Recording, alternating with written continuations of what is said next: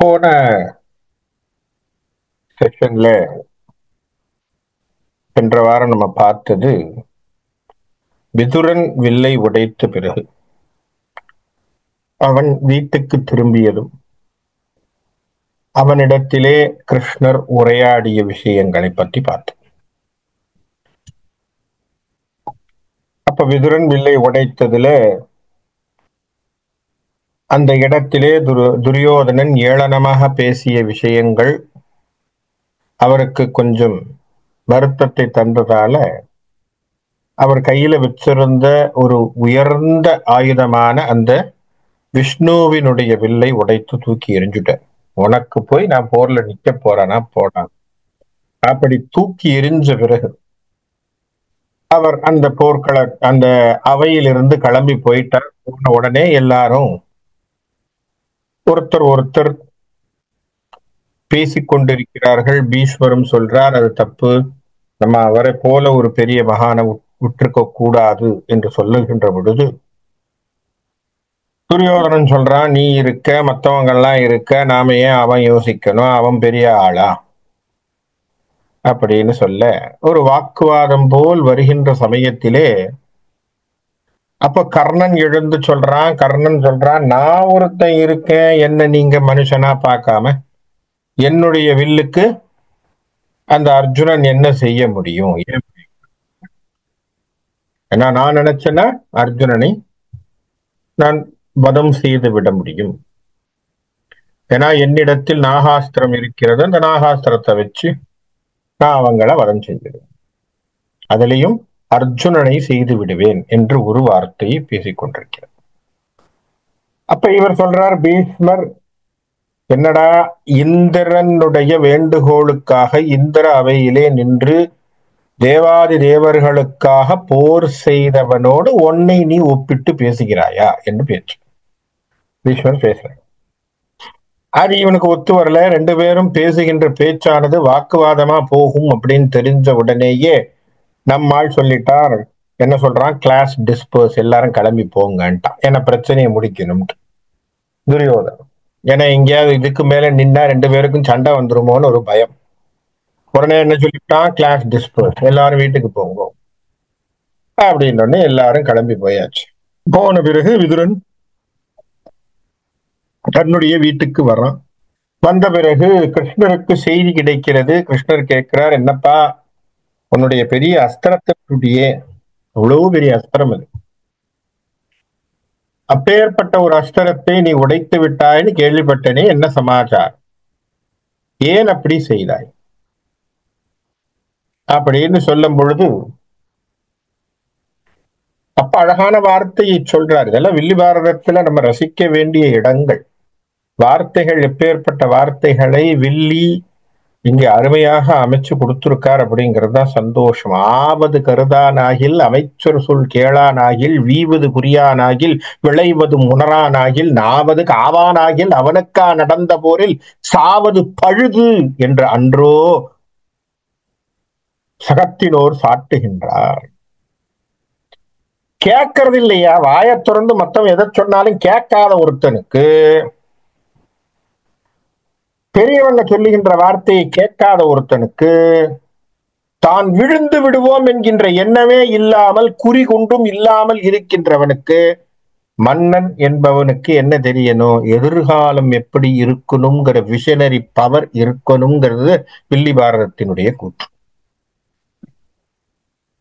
மன்னன் அப்படிங்கிறவனுக்கு என்ன இருக்கணும், பின்னாடி என்ன சார் நடக்கும்னு தெரியணும்.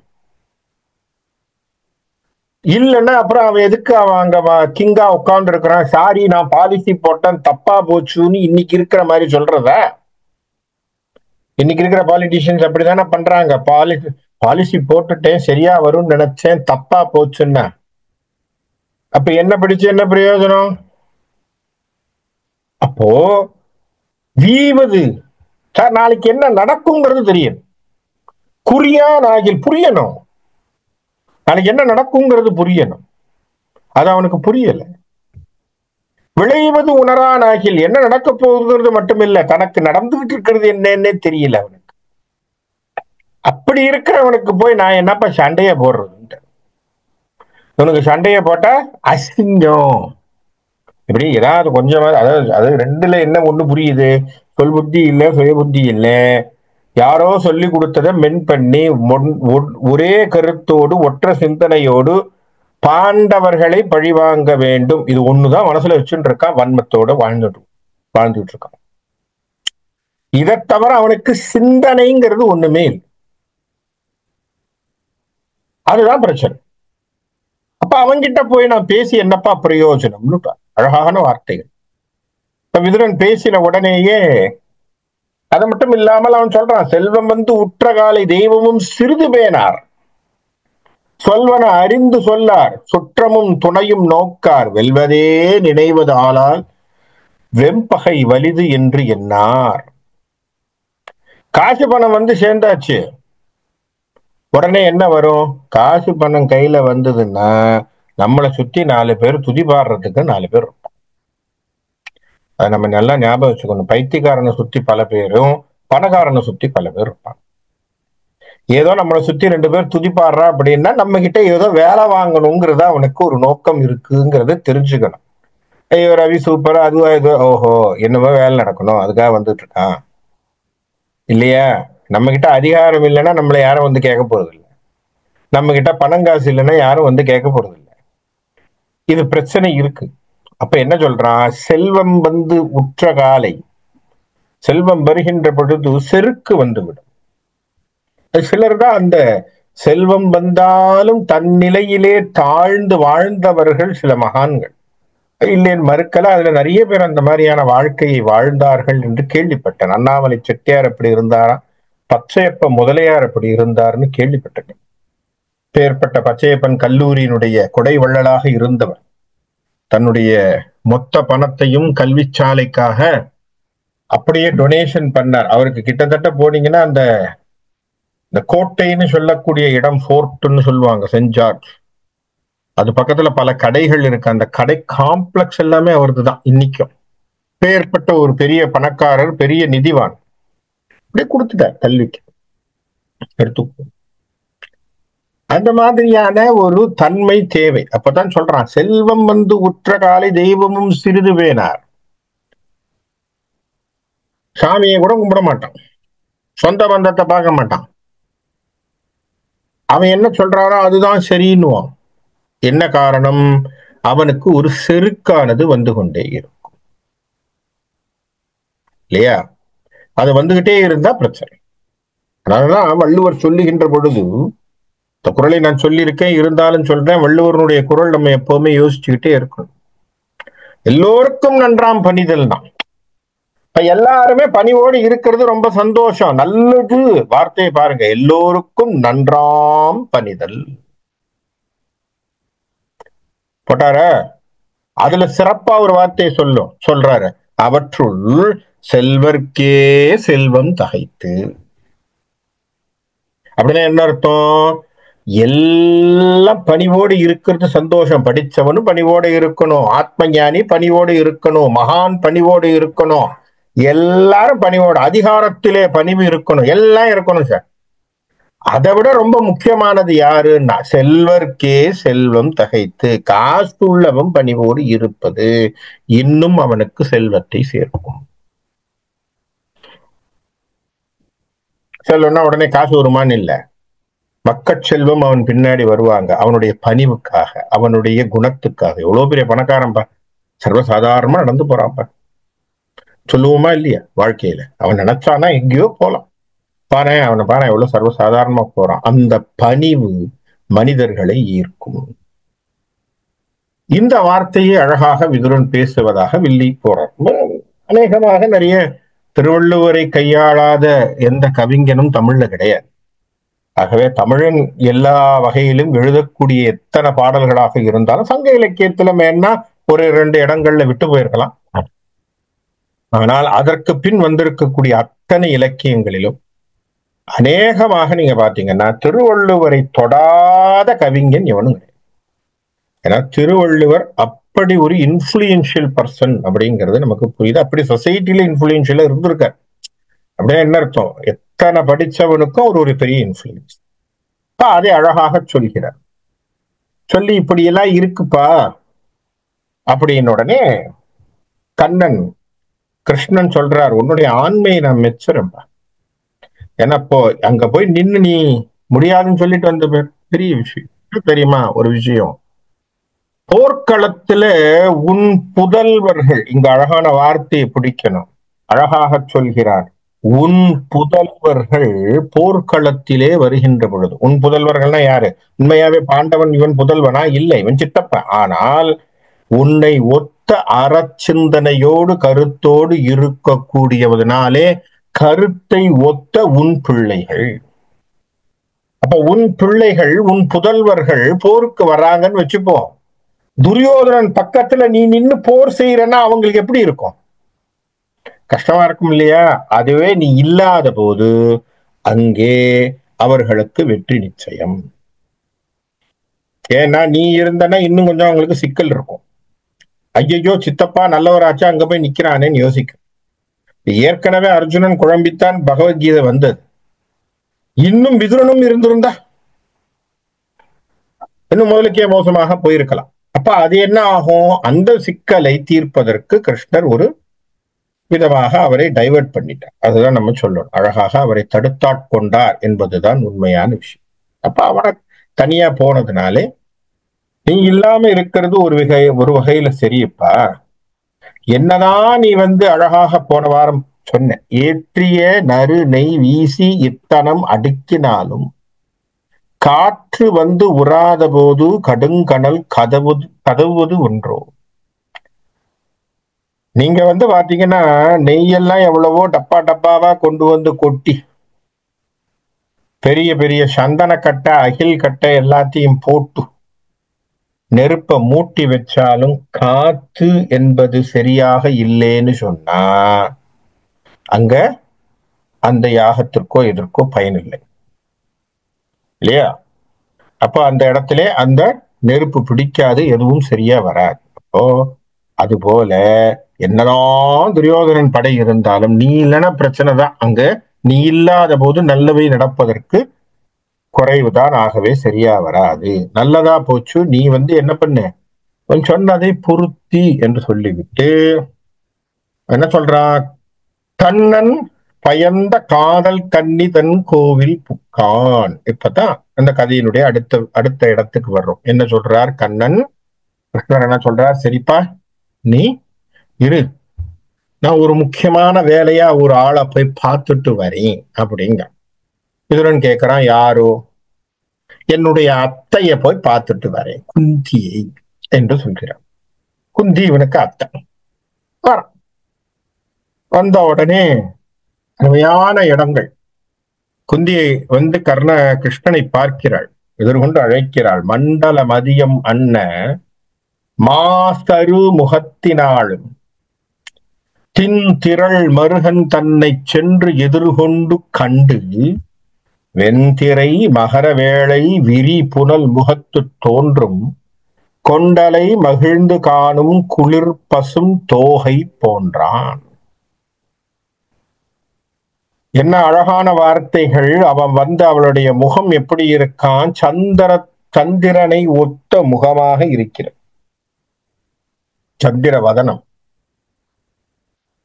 அவனை எதிர்கொண்டு இவை நிக்கிறா, எதிர்கொண்டு அவனை அழைக்க வர்றா. வருகின்ற பொழுது எப்படி இருக்கான்? அவளுடைய செய்கை எப்படி இருக்கான்? அதுக்கு சொல்றான், தென்திரை மகர வேளை விரிபுனல் முகந்து சென்று. இந்த பறந்து விரிந்து இந்த உலகத்தில எது இருக்கு? உலகம் அப்படின்னு சொன்னா 3/4 பாகம் கடல், 1/4 பாகம் நிலம், 3/4 வாட்டர், 1/4 லேண்ட்னு சொல்றோம். இப்ப இந்த 3/4 வாட்டர் இருக்கு இல்லையா? இந்த வாட்டர் என்ன ஆகுது? அப்படியே எவாப்ரேட் ஆகி மேல போய் அந்த மேல போன அந்த தண்ணீரானது என்னவா மாறுது? மேகங்களாக மாறுகிறது. மேகங்களாக மாறி உள்ளவர் இல்லையா? இப்ப மழை பொழிகின்ற மேகங்களாக மாறுகின்றன. அப்படி மழை பொழிகின்ற மேகங்களாக வருகின்ற ஒரு மேகத்தை பார்த்த பிறகு மழை தூறல் விழும் என்று சொன்னால் மழை மேகத்தை கண்ட மயில் போல் அவள் இருந்தாள் என்று குந்தியை பேசுகிறாள். இங்க ஒரு கேள்வி, இது என்ன சார் தேவையில்லாம குந்திய மயிலுன்னு மாற்றி விட்டாரு, அவரை மழை மேகம்னு மாற்றி விட்டார் அப்படின்னு சொன்னா, நம்மாள் நிறம் என்ன? நீலமேக சியாமளன். அவருடைய கலர் அதுதானே, நீலமேக சியாமளன். அப்போ அவனை மேகத்தோடு ஒத்தி சொல்வது தப்பில்லையே. இப்ப அந்த நிறத்தோடு ஒத்தியவன் எதிரில் வருகின்ற பொழுது குந்தி தோகை விரித்து ஆடிய மயிலை போல் அவனை கண்ட விதத்திலே சந்தோஷப்பட்டார். இப்படியான ஒரு ஒப்புமை அந்த இடத்திலே வில்லி பாரதத்திலே வச்சிருக்காங்க. வில்லிபுத்தூரார் சொல்றார். சொன்ன உடனே அழகாக குந்தி அவனை வரவேற்கிறாள். என்ன வரவேற்கிறாள்? யான் உரை இல்லில் வந்து என்ன மா தவம் என்று எண்ணி, நான் இருக்கிற இந்த வீட்டுக்கு என்ன தேடி வந்திருக்கியப்பா, எவ்வளவு பெரிய தவம், தவங்களிலே பெரிய தவம் இல்லையா? யாருக்கு பெரிய தவம் கிடைத்தது? குந்திக்கு கிடைத்தது, விதுரனுக்கு கிடைத்தது, குசேலனுக்கு கிடைத்தது இல்லையா? பரம்பொருள் தேடி போனது. யோசிச்சு பாருங்க, வெளியில வந்திருக்கான்னு தெரியுது குசேலன் எங்கேயோ, அவையிலிருந்து ஓடி வர, ஐயோ என் நண்பன், நானும் அவனும் படிக்கிற காலத்துல குருகுலத்துல ஒன்னா படிச்சிருக்கோம். அரசவையை விட்டு ஓடி வருகிறான் கிருஷ்ணன். தெருவுல வந்துகிட்டு இருக்கான் குசேலன். ஓடி வந்து கட்டி தழுவி, எல்லாரும் பாக்குறாங்க, என்னடா மகாராஜாவே ஓடி வந்து என்னடா கட்டி தழுவி ஏதோ பண்ணிட்டு இருக்கான். ஓடி வந்து கட்டி தழுவி, வா வா குசேலா, வா வா, உன்னை பார்த்து எவ்வளவு நாள் ஆச்சு. பரம்பொருள் நண்பனை தேடி போனது. பரம்பொருள் விதுரன் வீட்டு பக்திக்கு போனது. பரம்பொருள் அன்பை தேடி போனது. பரம்பொருள் அன்புக்கு கட்டுப்பட்டது, யசோதைக்கு கட்டுப்பட்டது. எல்லாம் யோசிக்கணும். அப்போ ஒரு குந்தி தேவியை தேடி அங்கே கிருஷ்ணர் செல்கிறார். சென்ற உடனே அவர் சொல்றார், மா தவம் அப்பா, நான் பண்ண பெரிய தவம். எவ்வளவு பெரிய தவம். காணுரை மைந்தர் தம்மை கண்டனள் போன்றாள் ஆகி. இதுல பெரிய விஷயம் என்ன தெரியுமா? குந்திக்கு தெரியும் கிருஷ்ணர் எப்பொழுதுமே பாண்டவர்கள் நல்லா இருக்கணும்னு நினைக்கிறவனும், பாண்டவர்கள் எங்க போனாலும் அவங்களை ட்ரேஸ் பண்ணி அவங்களுடைய நலத்தை குசலத்தை விசாரிக்க கூடியவனாகவும், அவர்களை அடிக்கடி போய் பார்த்து விட்டு அவர்களை பற்றியான விஷயங்களை கேட்டு விசாரித்து வருகின்ற ஒரு பெரிய மனுஷன். ஆகவே குந்திக்கு அந்த விஷயம் தெரியும். கிருஷ்ணர் எப்பவா இருந்தாலும் பாண்டவர்களோடு ஒரு டச்ல இருக்காருங்கிறது தெரியும்.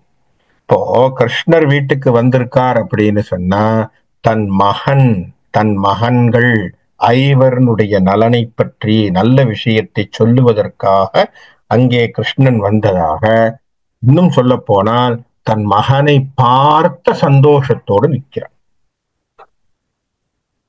இல்லையா? நம்ம சில சமயம் சொல்லுவோம் இல்லையா, ஊர்ல இருந்து யாராவது ஒருத்தர் போனார்னு வச்சுப்போம். இப்ப கனடால இருந்து உங்களுக்கு தெரிஞ்சவர் இங்க இருந்து போறார், போய் உங்களுடைய சொந்தக்காரர் யாரோ, ரொம்ப சொந்தக்காரர், உங்க அப்பாவோ அம்மாவோ யாரோ ஒருத்தர் இருக்காரு, அவர்கிட்ட போய் பேசிட்டு இருக்காருன்னு வச்சுப்போம். அங்கேருந்து ஒரு போனை கொடுக்குறாங்க. அப்ப எப்படி இருக்கும் தெரியுமா? அங்கேருந்து பேசும்போது, நீங்களே இங்க வந்த மாதிரி இருக்குன்னு சொல்லுவாங்க இல்லையா? சொல்றதா இல்லையா? நீங்களே இங்க வந்த மாதிரி இருக்கு பா, நான் உன்னே நேரா பார்த்த மாதிரி இருக்கு. காரணம் என்ன? அந்த மெசஞ்சர் போனாலே போதும், அந்த அளவுக்கு வைப்ரேஷனை கொடுத்துருவாங்க. கிருஷ்ணன் அப்பேற்பட்ட ஒரு நிலையை குந்திக்கு தந்தான். பாண்டவர்கள் இல்லை என்கின்ற குறையை தீர்க்கக்கூடிய ஒரு வகையை செய்து விட்டான். அப்போ அங்க வந்த உடனே தன் மைந்தனை பார்த்த ஒரு சந்தோஷம் குந்திக்கு. தேனுரை துளவினான் தன் செய்ய மாமுகத்தை நோக்கி, வான்குரை புரிசை மூதூர் வந்தது என் கருதி. இப்பதான் கேள்வி கேட்கிறான். இதெல்லாம் பார்த்து சந்தோஷப்பட்ட பிறகு திரும்பி பார்க்கிறான், ஏன்பா பெரிய மனுஷன் நீ, வான் உலகம் லெவலுக்கு நீ போய் ரொம்ப பிஸியா இருக்கிற நீ, என்ன என் வீட்டுக்கு வந்திருக்கியே, இங்க என்னப்பா வந்திருக்க, என்ன சமாச்சாரம் இல்லையா? உனக்கு 1008 வேலை இருக்குமே. நீ கிருஷ்ண பரமாத்மா விஷ்ணு பகவான், உனக்கு 1008 வேலை இருக்கு. நிறைய இடங்கள்ல ராஜாங்கங்கள் பரிபாலனங்கள் பண்ணிட்டு இருக்க. மதுரா நகரம் உனக்கு நின்றுட்டு இருக்கு. உன்னை சுத்தி ஏகப்பட்ட விஷயங்கள் காவலுக்கு தேவைப்படுகின்றது, பக்தர்கள் உன்னை யோசித்துக் கொண்டிருக்கிறார்கள். இவ்வளவு ஒரு வேலைக்கு நடுவுல ஹஸ்தினாபுரத்துக்கு என்ன வந்திருக்க? என்ன காரணம்? அது அவளுக்கு ஒரு விதமான கியூரியாசிட்டின்னு வச்சுப்போமே. என்ன காரணத்துக்கு நீ வந்திருக்க அப்படின்னு கேட்கறான். கேட்ட உடனே கிருஷ்ணர் சொல்றார், அதுக்குதான் அழகான வார்த்தையை சொன்ன, நின் பெரும் புதல்வர் சொல்ல. யாரு பெரும் புதல்வர்னா? யாரு? பெரியவன். பெரியவன் யாரு? தருமன். ஓ, அவனுடைய தர்மன் சொல்ல நான் என்ன பண்ண, நெடும் புனல் நாடு வேண்டி இந்த அஸ்தினாபுரத்திலே பாதி ராஜ்யம் வேணுங்கிறதுக்காக வன்பனி உயர்ந்த கோமான் மனக்கருத்து அறிய வந்தேன். பனி என்றால் பாம்பு, பாம்பை குடியாக கொண்டவன் துரியோதனன். அந்த துரியோதனனுடைய கருத்து என்னன்னு தெரிஞ்சுக்க வந்தேன். தென்புல வேந்தன் வெக்க செருதொழில் புரிவேன் என்றான். தென்புலம்னு சொன்னா யமன் இருக்கிற திசை. யமன் இருக்கிற திசையை நோக்கி நான் நின்னு சண்டை போடுவேங்க. அப்பன்னா என்ன அர்த்தம்? இவன் சண்டை போடுறதுன்னு தீர்மானத்துக்கு வந்திருக்கான்னு புரிஞ்சு போச்சு. அப்படிங்கிற வார்த்தையை துரியோதனன் சொன்னான். என் பல சொல்லி நாளை எதிர்க்கவே இசைந்தது என்றான். அதனால என்ன சொல்லிட்டான்? என்ன, உன்னுடைய மகன்களை எதிர்த்து போர் செய்வது என தீர்மானம் செய்து விட்டான். இது அவனுடைய தீர்மானம். அப்படி சொன்ன உடனே குந்தி வருத்தப்படுறான். முதல்ல, ஐயோ, இப்படியா இந்த பரத வம்சத்திலே இப்படியா ஒரு சமாச்சாரம் நடக்கணும்? இப்படி சண்டை வரக்கூடிய அளவுக்கு இந்த வம்சம் போகணுமா என்கின்ற ஒரு சின்ன வருத்தத்தையும் புலம்பலையும் வைக்கிறார். இந்த போர் ஏன் இப்படி வரணும்? உறவுக்கு உள்ள போர் வர்றதுங்கிறது நல்லது இல்லையே அப்படிங்கிற எண்ணத்தை மனதிலே பதிவு செய்கிறாள். செஞ்சுட்டு அவ அந்த விஷயத்தை சொல்றான். இது எதையும் பண்ண முடியாதா கிருஷ்ணா? எதுவும் செய்ய முடியாது. இதுக்கு என்ன சமாச்சாரம் சொல். ஏன்னா போர்னு வந்தா யாராவது ஒரு பக்கம் தோல்வி உற வேண்டும், ஒரு பக்கம் வெற்றி வரும். அப்ப மரணம் ஒரு பக்கத்திலே ஏற்படும் நிச்சயம், இன்னொரு பக்கத்திலே வெற்றி என்பது வரப்போகுது. இது இல்லாமல் நடப்பதற்கு வழி இல்லையா? கிருஷ்ணா, நீ எதற்கான ஒரு விஷயத்தை சொல். உடனே கிருஷ்ணர் சொல்றார், இதெல்லாம் இருக்கட்டும், சொல்றேன். ஏன்னா அவர் வந்திருக்கிற விஷயமே வேற இல்லையா? கிருஷ்ணருடைய விஷயம் என்ன? கர்ணனிடத்திலே இவளை அனுப்பணுங்கிற தீர்மானத்துக்கு தானே வந்திருக்கார். அதனால அவர் என்ன பண்றார்? போய் உட்கார்ந்து, ஆமா தெரியுமா உனக்கு சின்ன வயசுல அப்படின்னு ஆரம்பிக்கிறார். உனக்கு ஞாபகம் இருக்கா சின்ன வயசுல?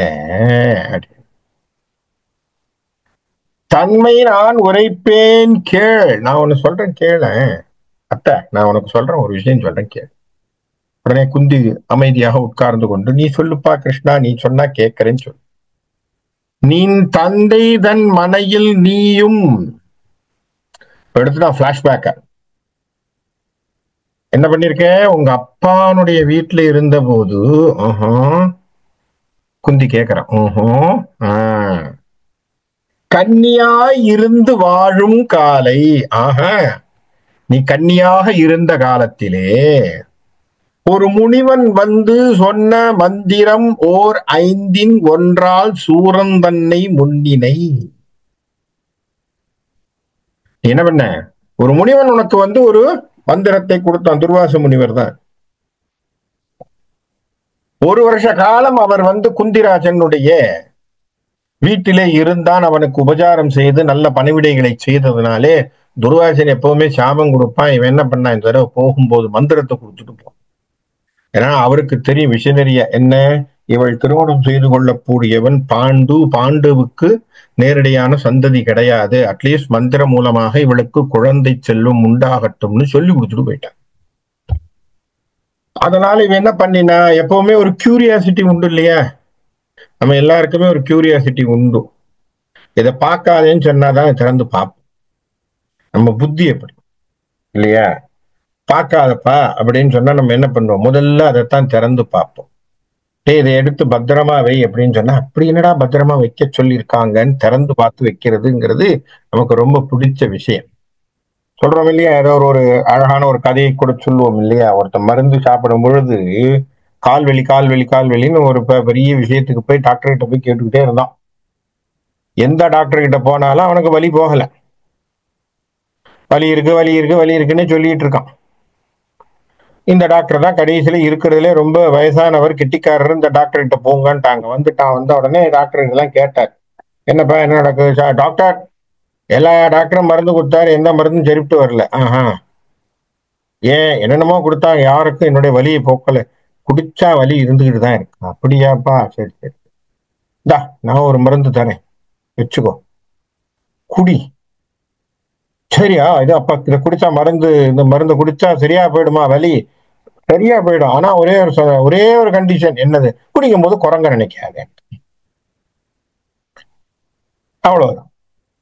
இப்ப இவன் என்ன பண்ணிச்சு? இவன் மனம் எங்க போச்சு? இப்போ வலியை விட்டது, குரங்கை பிடித்தது. ஏன்னா மனசு அப்படி ஏதாவது ஒண்ணு தாவிக்கணும். தாவனா தான் சரியா இருக்கும். அதுபோல நம்ம மனம் என்னன்னா, எதை பண்ணாதேன்னு சொல்லுதோ அதைத்தான் பண்ண தோணும்.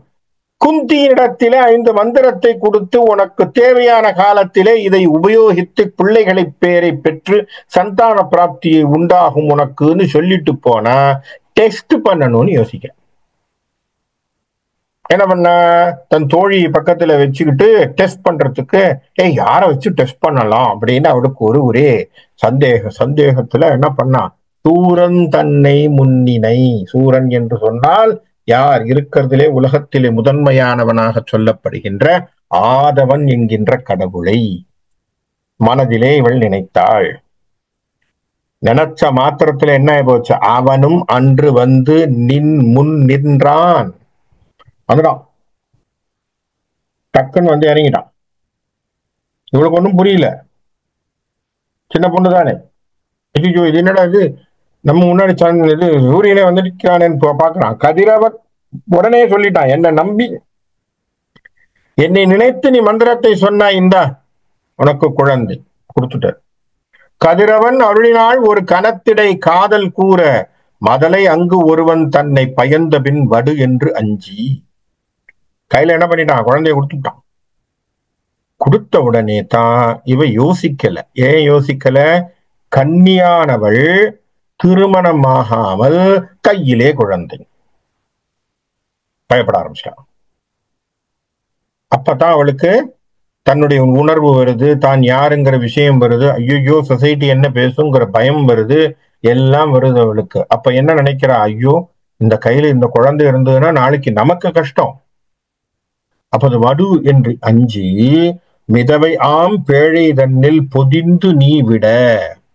அப்ப என்ன பண்ணா? ஒரு பேழையை எடுத்து, அந்த பேழைனா பெட்டியை எடுத்து அதுக்குள்ள தன்னுடைய தான் கட்டி கொண்டு இருந்த புடவையை சுற்றி அந்த குழந்தையை அந்த பெட்டியிலே வைத்து நீரிலே அனுப்பினாள். அந்த நீரானது போய் கங்கையிலே சேர்ந்தது. அந்த நதியும் கங்கை நதியிலே படுத்தது அன்றோ. அங்கோச்சு போக அந்த கங்கை நதியிலே மிதந்து கொண்டு போகுது. மிதந்து கொண்டு போன பெட்டியை யார் எடுத்தார்கள்? காதல் நின் புதல்வன் தன்னை கண்ணிலான் அரசன். யார் பாருங்க? காதல் நின் புதல்வன் தன்னை. அழகான வார்த்தை இது. ஒரு எதிர்மறை ஆக சொல்லக்கூடிய ஒரு வார்த்தை. என்ன எதிர்மறை வார்த்தை அப்படின்னா, காதல் நின் புதல்வன். என்ன? நீ யார கையோட வச்சு, யார நீ வளர்த்து, யாரை நீ குழந்தையாக உண்மையாகவே இருந்து வளர்க்க வேண்டிய அந்த குழந்தையோ, அந்த குழந்தையிடத்திலே நீ காதல் செய்யவில்லை. அதனால நீ என்ன பண்ணிட்ட? 5 பெட்டியில போட்டு அனுப்பிட்ட. அந்த பெட்டியானது கங்கைக்கு போச்சு. அந்த கங்கைக்கு போகின்ற பொழுது அங்கே யார் வந்தார்கள்? கண்ணிலான் அரசன் பொன் தேர் சூதன் வந்து எடுத்து கொண்டான். அப்ப யாரு? திருதராஷ்டிரனுடைய தேர்ப்பாகன் பார்த்தான்.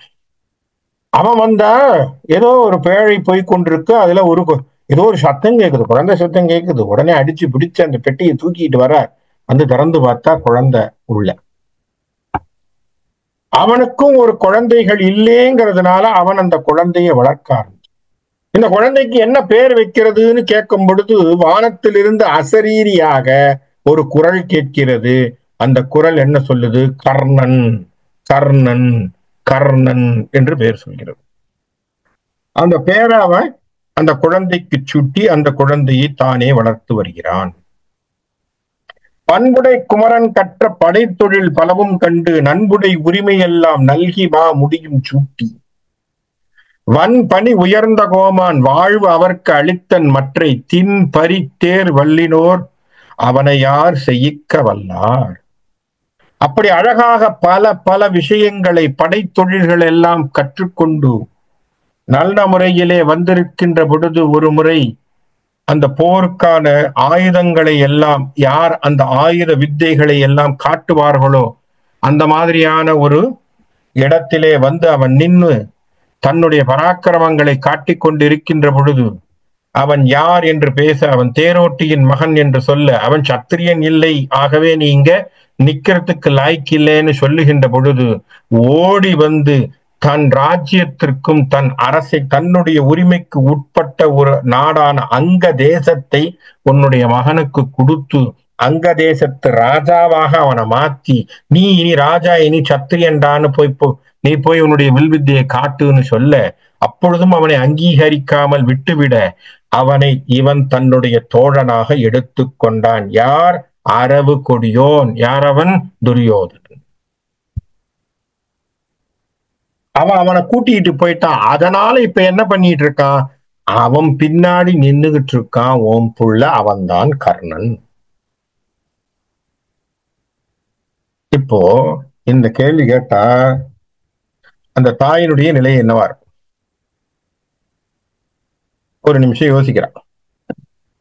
கேட்டுட்டு இப்போ அதுக்கான இதே விஷயத்தையும் பிளானையும் சொல்றாரு. என்ன பிளான்ங்கிறத பாரு.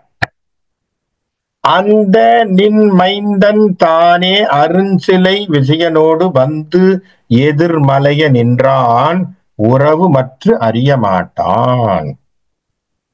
அந்த கர்ணன் இருக்கான் பத்தியா, அவன் நாளைக்கு போருக்கு வந்தான்னு வச்சுக்கோ, உன் பிள்ளைய விஜயன்னு சொல்றிய, உன் புள்ள அர்ஜுனன், அர்ஜுனன் வந்து எதிரில நின்னானா இவன் தம்பின்னு அவனுக்கு தெரியாது. தெரியுமா? தெரிய சான்ஸ் இல்லையே. அவன் யாருன்னு இவனுக்கு தெரியாது. ஆகவே அவன் என்ன பண்ணுவான்? அவனை சண்டை போடுறதுக்கு தான் தீர்மானமா வருவான். சிந்தையின் ஐயம் தீர இதனை நீ தெளிய சொல்லி அவனுக்கு நீ என்ன பண்ணணும்? அந்த விஷயத்த அவன்கிட்ட சொல்லு. இப்போ இதனால என்ன பிரயோஜனம் கிருஷ்ணருக்கு என்று சொன்னால், அவர்கிட்ட இருந்து அவர் சத்தியம் வாங்குறார், பிராமிஸ் வாங்குறாருங்கிறதெல்லாம் ஒரு பக்கம் இருக்கட்டும், சரியா? இப்ப கர்ணனை சைக்கலாஜிக்கலா அடிக்கிறதுக்கு இது ஒரு வழி. என்ன வழி? எதிரில் நிக்கிற பஞ்சபாண்டவர்கள் உன் சகோதரர்கள் அடிச்சா ஒரு சைக்காலஜி தான். நல்லா யோசிச்சு பாருங்க. சைக்கலாஜிக்கலா ஸ்ட்ராட்டஜிக் அடி இது. என்ன சார், இது வரைக்கும் அவன் என்ன நினைச்சிட்டு இருக்கான்? இந்த 5 பேரையும் தூக்கி போட்டுறேன்டா, 5 பேரையும் நான் கொண்டு விடுவேன்னு பேசிட்டு இருக்கிறவன ஒரே வார்த்தை, இந்த 5 பேரை கொல்றேன்னு சொன்னியே, இது எல்லாம் உன்னுடைய தம்பிமார்கள்னா என்ன பண்ணு? மனசளவுல ஒரு ப்ளோ இல்லையா? மனசளவுல ஒரு அடி. என்னதான் நாளைக்கு அவன் அம்ப தூக்குனாலும் அவன் மனசுல என்ன தோணும்? அஜிஷோ, இவன் நம்ம தம்பியாச்சே. அவனுக்கு அப்பேற்பட்ட ஒரு ஷேக்க கொடுக்க பாக்குறார். அதுதான் இதுதான் தந்திரத்தில் உயர்ந்த தந்திரம். அடிக்கிறது, big blow in the mind. இது கிருஷ்ணர் அழகாக செய்கிறார். கர்ணனுக்கு கொடுக்கின்ற ஒரு, ஏன்னா இது தெரியாம நாளைக்கு போருக்கு வர்றான்னு வச்சுப்போம். அதான் சொல்றான், இது தெரியாமல் விஜயனோடு போரடிக்கிறான் என்றால் அவனுக்கு உறவு தெரியாது. உறவு தெரியாதனால அவன் ஜெயிக்க சான்ஸ் இருக்கு. இப்ப உறவு தெரிந்தால் அர்ஜுனனிடத்திலே அவன் தாக்கத்தை குறைத்துக் கொள்வான். இதெல்லாம் ஒரு அழகான ஒரு ஸ்ட்ராட்டஜி அவர் பிளான் பண்றார்.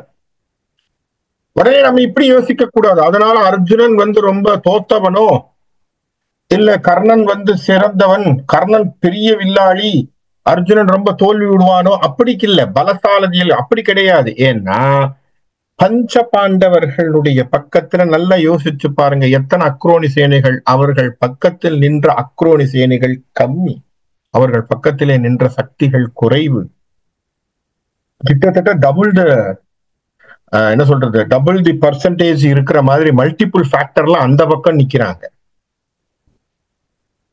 அப்போ நிறைய விஷயங்களை நம்ம எப்படி டேக்கிள் பண்ணணும், நம்பர்ஸ் டு நம்பர்ஸ் மோத முடியாது.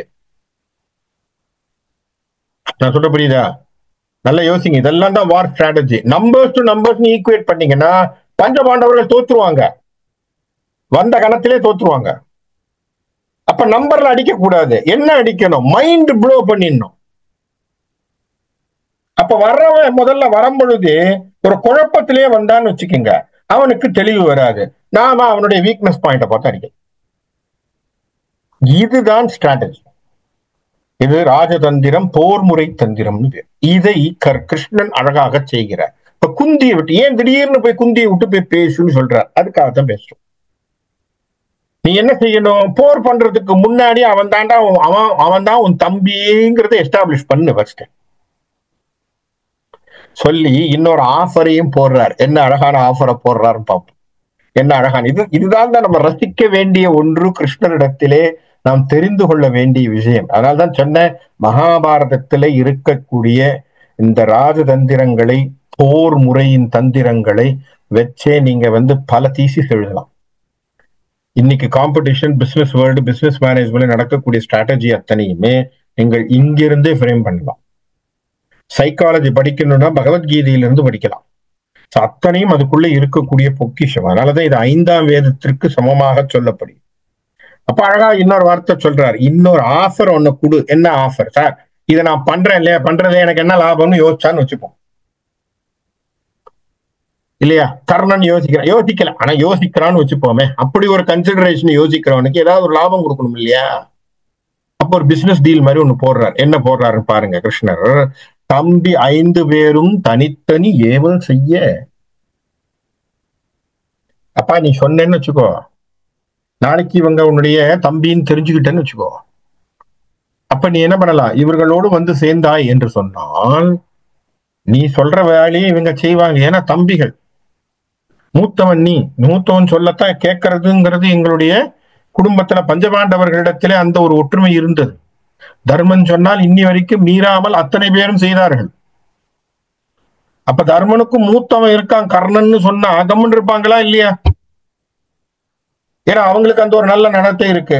தர்மனுக்கே மூத்தவன் ஒருத்தன் இருக்கான், அவன் தான்டா கர்ணன் அப்படின்னா கர்ணன் சொல்றதை கேட்க மாட்டாங்களா? அப்ப நீ சொல்லக்கூடிய ஏவலை அவர்கள் செய்வார்கள்.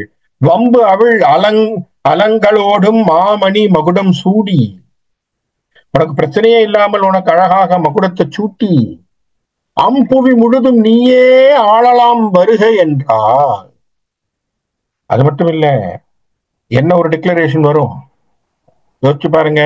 இதுவரைக்கும் கர்ணனுக்கு ஏற்படக்கூடிய பெரிய இன்சல்ட் என்ன, தேரோட்டியன் மகன்.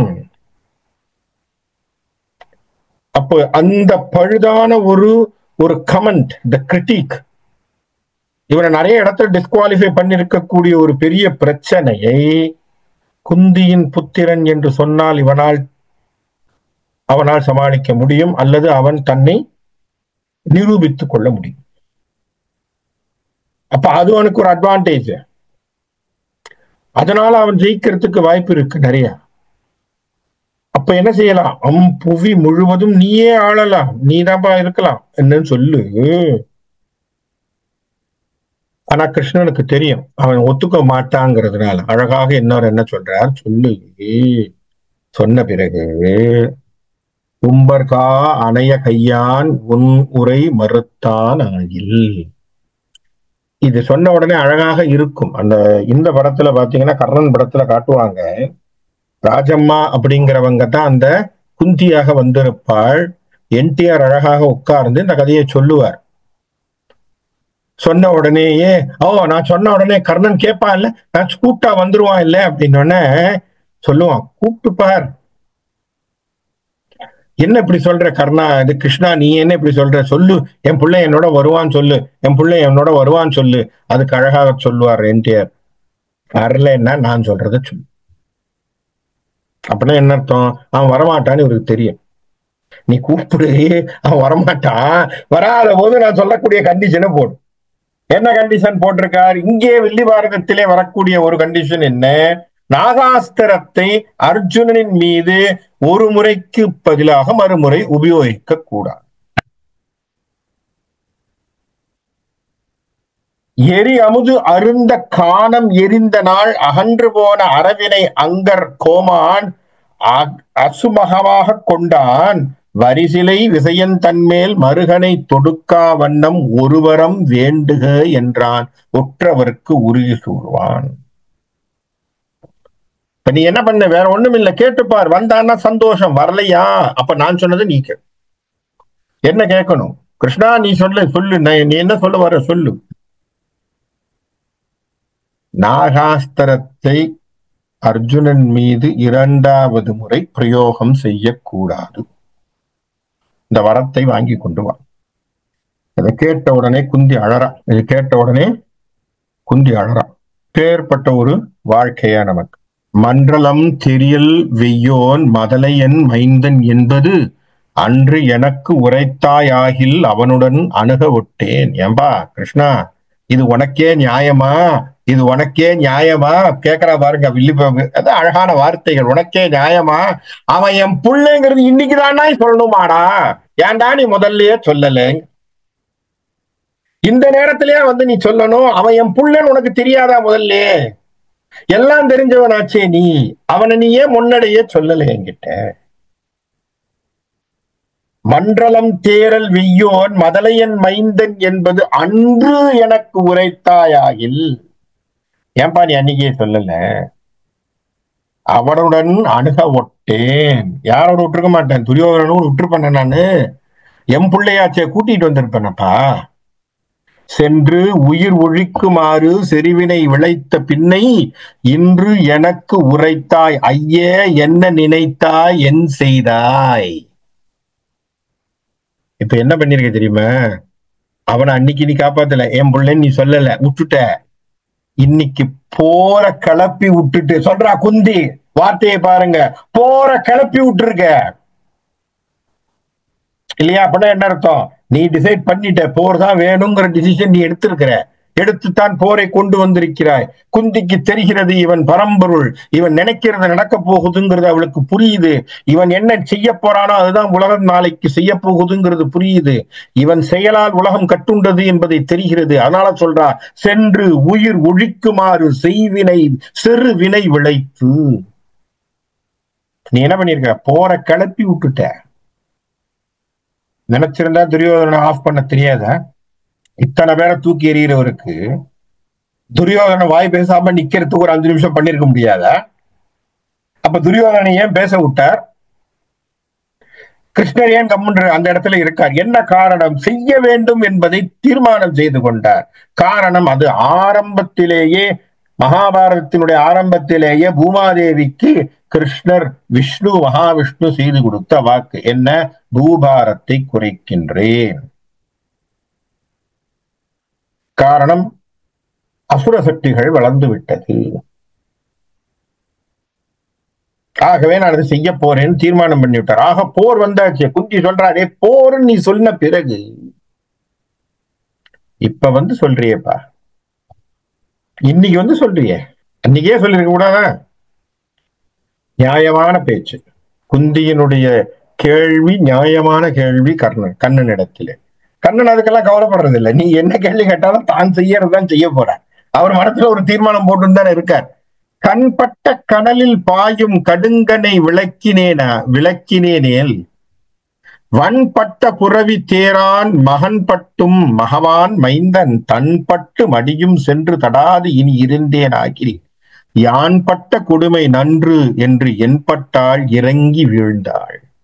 காண்பட்ட கனலில் பாயும், அந்த காட்டிலே இருந்த அக்னியினுடைய அதனுடைய தாபத்தை தாக்க முடியாமல் தக்ஷனுடைய மனைவி அவனுடைய குழந்தையை வாயிலே கவ்விக்கொண்டு போகின்ற பொழுது அர்ஜுனன், போன தடவை சொன்னேன், அர்ஜுனன் தானத்தை போட்டு அந்த அம்மாவை கொன்னதுனாலே இவனுடைய வால் கொஞ்சமாக அதிலே ஒடிந்து விட்ட காரணத்தினாலே இவன் பழிவாங்குவதாக நினைத்து அவன் நாகாஸ்திரமாக போய் கர்ணனிடத்திலே சேர்ந்திருக்கான். அவனுடைய கணை அது. சரி, அவனை நான் விளக்கறேன்னு நினைச்சுப்போம். அந்த அந்த கணையை நான் விளக்கலேன்னா அவன் என்ன பண்ணுவான்? அர்ஜுனன் மீது பிரயோகம் செய்ய போகிறான். அர்ஜுனன் மீது பிரயோகம் செய்கின்ற பொழுது அர்ஜுனன் மடிவான். சரி, அர்ஜுனன் மேல போடாதப்பா அடுத்த முறைன்னு நான் போய் சொன்னேன்னு வச்சுக்கோ கர்ணன் கிடத்துல. கர்ணனும் எம்புள்ள. அப்ப அவன் என்ன பண்ண போறான்? ஒரு தடவை போட்டு மறு தடவை போடலன்னு வச்சுப்போம். அப்போ விஜயன் என்று சொல்லக்கூடிய வில்லுக்கே உரித்தான விஜயனுடைய கணைகளினால் தொடுக்கப்பட்டு கர்ணன் இறக்கப் போகிறான். எப்படி பார்த்தாலும் எனக்கு ஒரு பிள்ளை போகத்தான் போகிறது, என்ன கொடுமை என்று சொல்லி அழுகிறாள். என்ன சொல்றாள்? யான் பட்ட கொடுமை நன்று என்று என்பட்டாள் இறங்கி விழுந்தாள்.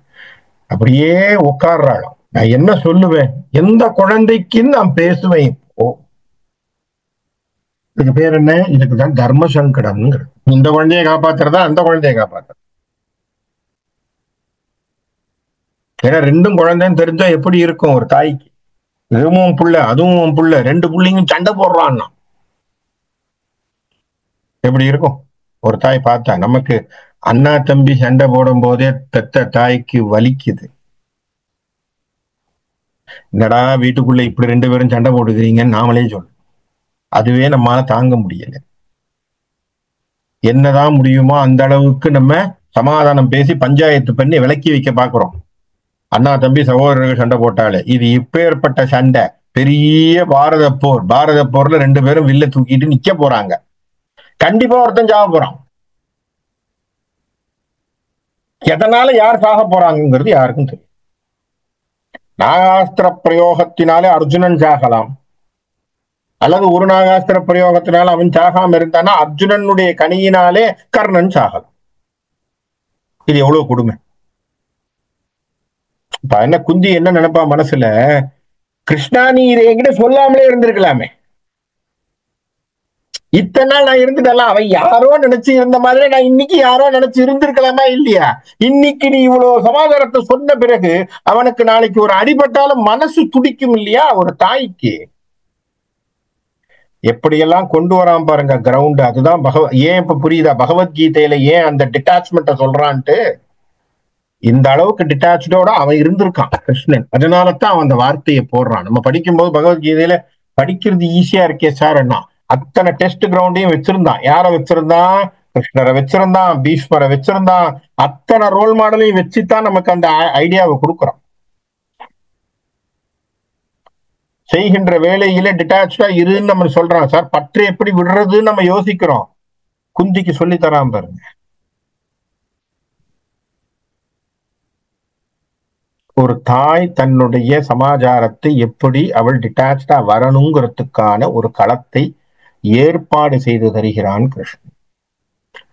அப்ப சொல்றான், தேக்கு உந்தி அகிலும் சாந்தும் சிந்தும் நீர் நதி சூழ் செல்வ.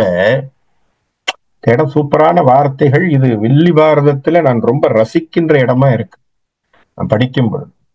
இதுதான் தமிழ். தமிழனுடைய சுவை இதுதான். தேக்கு உந்தி அகிலும் சாந்தும் சிந்தும் நீர் நதி சூழ் செல்வ, கோக் உந்தி அரசன் பாவை குலைத்து ஆழும் கொடுமை கண்டு, மீ குந்தி உரிகள் தோறும் வெண்ணையும் தயிரும் உண்டு, வாக்கு உந்தி மலரோன் பின்னும் மனத்தளர்வு ஆற்றினானே. பாருங்க என்ன வார்த்தைகள், என்ன அழகா அந்த அந்த அந்த சந்த நடையிலேயே அழகாக வில்லி பாரதத்திலே வில்லி புத்தூரார் போட்டிருக்கார். குந்தி குந்தி குந்தி குந்தினே போட்டிருக்கான் மனுஷன். என்ன தேக்குந்தி அகிலும் சாந்தும் சிந்தும் நீர் நதி சூழ் செல்வ. அவள் குந்தி தேசம்னு சொல்றோம் இல்லையா? அங்கேந்தானே வந்திருக்கா. குந்திராஜனுடைய அரசவையிலிருந்து வந்தவள், குந்திராஜனுடைய மகளாக எடுத்து வளர்க்கப்பட்டவள். குந்தி போஜன்னு சொல்றவன் அவன் இருந்தது குந்தி தேசம். அந்த தேசத்துல எப்படி இருந்ததா? தேக்குந்தி, அப்படியே தேக்கு மரம் அகிலும் சாந்தும், அப்படியே ஓடக்கூடிய தண்ணீரிலே ஓடக்கூடிய அளவிற்கு வளம் செலுந்த ஒரு நாட்டிலே இருந்தவள். கோ குந்தி, கோ என்று சொன்னால் அந்த அரசனுக்கு குந்தி என்ற ஒரு நாட்டை சார்ந்தவனாக அவனுக்கு அவனுடைய பெண் குழந்தையாக பாவையாக குலைந்து அழும் கொடுமை கண்டு அவள் அழுகின்ற விஷயத்தை பார்த்து யார் வந்து வருத்தப்பட்டாரா? என்ன வார்த்தை போடுறார் பாருங்க. மீ குந்தி உரிகள்தோறும் வெண்ணையும் தயிரும் உண்டு. மீக்குந்தி என்று சொன்னால் அழகான வார்த்தை தமிழ்ல. உயரத்திலே கட்டப்பட்டிருக்கக்கூடிய உரிகளிலே இருக்கக்கூடிய தயிரையும் வெண்ணையும் திருடி உண்ணுகின்ற வாக்கு உந்தி மலரோன் பின்னும் மனத்தளர்வு அகற்றினான். அவன் என்ன பண்ணான்? வாக்கினாலே உந்தி மலரோன், உந்தி மலரோன்னா என்ன? அவனுடைய தொப்புள் கொடியிலே பிரம்மாவையே படைத்தவன். அவன் என்ன பண்றான்? அவளுடைய மனத்தளர்வை அகற்றுகின்றான். இப்போ குந்தி தேசத்திலே இருக்கக்கூடிய வளத்தை சொன்ன வில்லி பாரதத்திலே வில்லிபுத்தூரார் உரியின் மீது உயர கட்டி இருக்கக்கூடிய உரியிலே இருக்கக்கூடிய தயிரையும் வெண்ணையும் சாப்பிடுகின்ற உண்ணுகின்ற கிருஷ்ணரை காட்டுகின்றார் என்று சொன்னால் நல்லா யோசிக்கணும். எவ்வளவு வளமாக இருந்தாலும், வளத்தோடு இருந்தவனாக இருந்தாலும், செல்வத்திலே திளைத்தவனாக இருந்தாலும், எப்பேற்பட்டவனாக இருந்தாலும், இந்த பரமாத்மா அவனுடைய மனதையும் பக்தியையும் திருடக்கூடியவனாக இருப்பான். என்ன சொல்றோம்? தத்தம் உரிகளிலும், உரியில இருக்கக்கூடிய வெண்ணையும் தயிரும் திருடி உண்றான் என்று சொன்னால் அது கான்செப்டா நம்ம எடுத்துக்கிறோமா, பிரின்சிபலா எடுத்துக்கிறோமா, செயலா எடுத்துக்கிறோமா அப்படின்னு சொன்னா, செயல் நடந்ததுன்னு ஒரு பக்கத்துல வச்சிருந்தாலும் அதுல இருக்கக்கூடிய கான்செப்ட் என்ன அப்படின்னா, நம்முடைய மனதின் உயர்விலே இருக்கக்கூடிய பக்தி என்கின்ற பக்தியினால் கடையப்பட்டு வெளியே வந்த மனத்தினால் வந்திருக்கக்கூடிய அன்பாகிய வெண்ணையை கிருஷ்ணன் என்பவன் திருடி செல்வான். ஏன்? அவனுக்கே அர்ப்பணம் இது. ஏன்னா கொடுக்கிறவன் தானே, கடையிறவன் தானே, உள்ளிருந்து உன்னை கொண்டு வர்றவன் தானே. அப்ப அப்பேற்பட்டவனுடைய வெளியிலே வெளிப்பாடாக வருகின்ற இந்த பக்தியாகிய அன்பாகிய ஒரு வெண்ணை, அது எந்த உரியில இருந்தாலும் அதை எடுக்கக்கூடியவனாக இருக்கக்கூடியவனாகவே அப்பேற்பட்டவனை, அப்பேற்பட்ட அந்த கிருஷ்ணன் இங்க என்ன பண்றான்? குந்தியினுடைய அழுகையை பார்க்கிறான். பார்த்து சொல்றான், பைவரும் தலைகள் 5 படைத்த பன்னகமே போல். உன ஞாபகம் வச்சுக்கோ, மகாவிஷ்ணுவுக்கு இருக்கக்கூடிய ஆதிசேஷன் அவனுக்கு சொல்றோம். ஆனாலும் சில இடங்கள்ல 5 தலைன்னு சொல்றது, 5 தலை நாகம். ஐவரும் படுத்தல் நன்றோ, அங்கர்கோன் படுத்தல் நன்றோ, உய்ய அருஞ்சமரில் ஆவி ஒருவர் போய் ஒருவர் உய்யார், நைவரும் துயரம் மாறி நடப்பதே நன்மை என்றான். இந்த 5 தலை நாகம் மாதிரி இவங்க 5 பேர் இருக்காங்க, சரியா? 5 பேர் சாவறது பெருசா, ஒருத்தம் போறது பெருசான்னு நீ நினைச்சுக்கோ அத்தேன்னுட்டான். என்ன வார்த்தை? 5 பேர் போகிறது பெருசா அல்லது ஒருத்தஞ்சாகிறது பெருசா? இதெல்லாம் தர்ம சங்கடமான ஒரு கேள்விகள். 2 பேருமே வேணும்னு சொல்ல முடியாது. ஏன்னா எதையாவது ஒண்ணு காம்ப்ரமைஸ் பண்ணித்தான் ஆகணும். பாத்தீங்களா எவ்வளவு அழகான ஒரு ஒரு இடத்திலே இந்த இந்த சூழ்நிலையை கொடுக்கின்ற பொழுது இந்த கான்டெக்ட்ல இருந்து நம்ம புரிஞ்சுக்கணும். என்ன? நமக்கு சில இடங்களிலே நாம் தெரியாத உண்மைகளும் தெரிகின்ற பொழுது அதையும் விடுவதற்கு தயாராக மனது பக்குவப்பட வேண்டும். அது குந்தி நமக்கு சொல்லிக் கொடுக்கின்ற பெரிய பாடம்.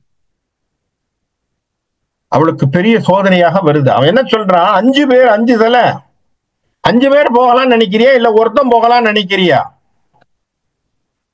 சரி, அப்படியே கர்ணனுக்கும் அர்ஜுனனுக்கும் சண்டை நடக்குது.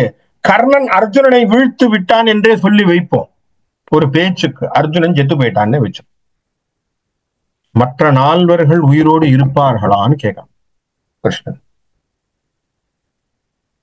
அர்ஜுனன் செத்து போயிட்டான்னு தெரிஞ்சா தர்மன்ல இருந்து சகாதேவன் வரையிலும் மற்ற 4 நிலைமை என்ன?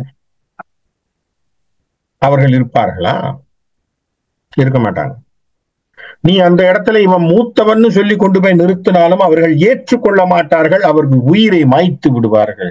ஆகவே 5 பெருசா 1 பெருசான்னு கேட்டா 1 விட்டுடு, 5 நிலையா புடிச்சுக்கோ, கத்துக்கோ.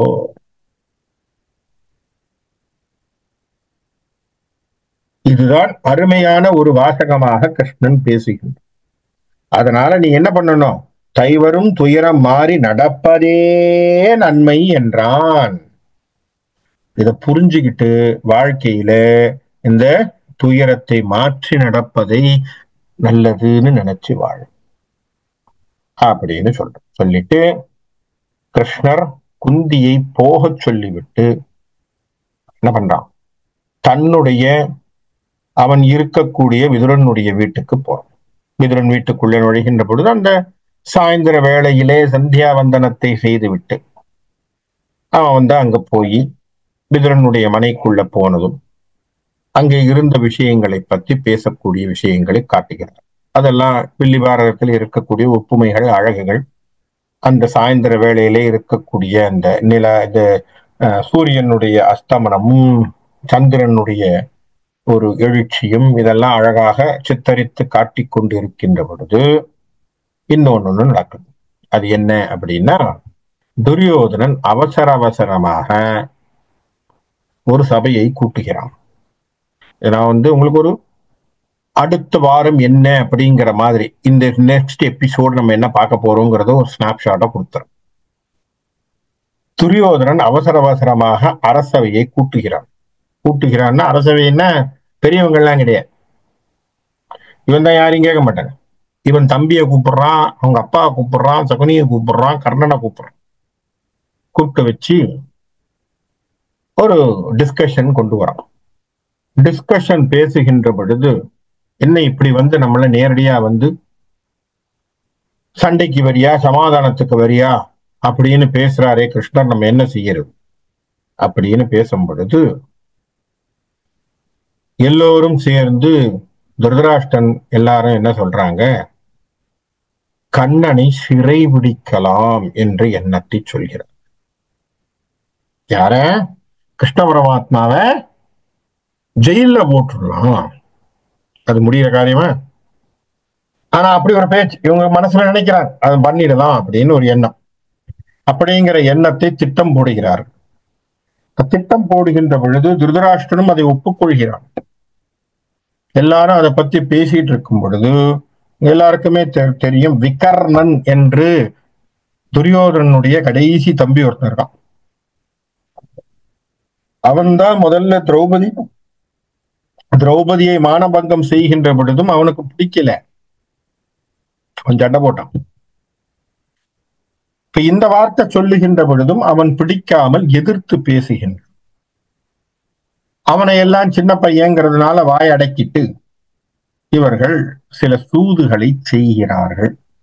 இந்த சூதிலே கிருஷ்ணன் மாட்டுவாரா, இல்ல கிருஷ்ணர் எப்படி தப்பிக்க போகிறார், அதில் என்ன நடக்குது அப்படிங்கிறதை அடுத்த வாரம் பார்ப்போம்.